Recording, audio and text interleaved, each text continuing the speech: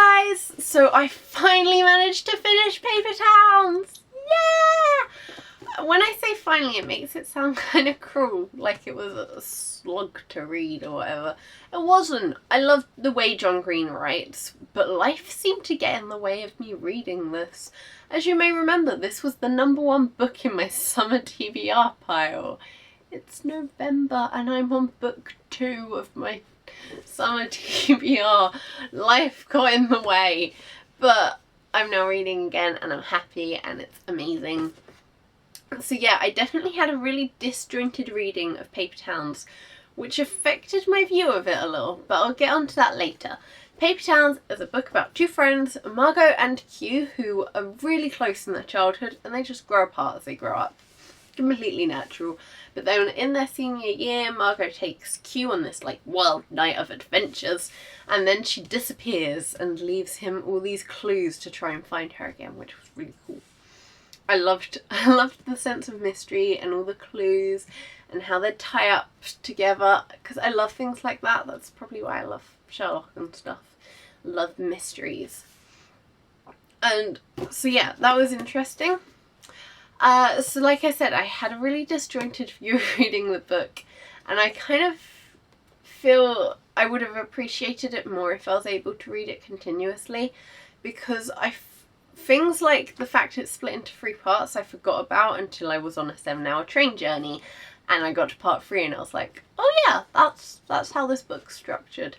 And then when I was able to read it continuously on that train, I loved it so much. Like, that last part was definitely my favourite, and I don't know whether it's because of what was going on in the last part, how the last part was written, or because I was able to actually read it continuously. Characters. So I'm usually a sucker for the main characters. I usually completely fall in love with them straight away a couple of pages in.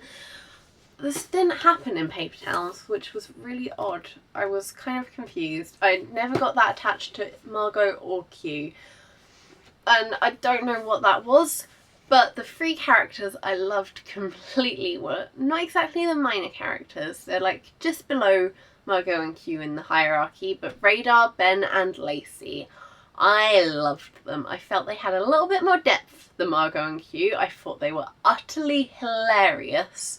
Their interactions with each other and other characters were just brilliant the whole time. I loved them.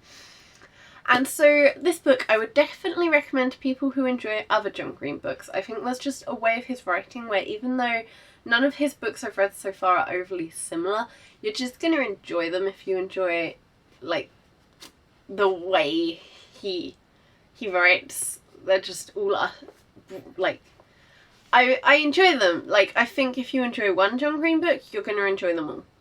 But I don't necessarily think I'd recommend it to people who aren't John Green fans. And this is where I feel really conflicted about the book, and this is where I want your opinions. So if you've read Paper Towns, comment down below what you thought about it. Let's start this discussion going. Did you feel disjointed reading it? Would you recommend it to non-John Green fans? Let me know. Give this video a thumbs up if you enjoyed it. Check out my social network links, they'll be in the description as always. Share this video with your friends so everybody can see it, and most importantly, if you want to see more videos like this, remember to subscribe. Bye!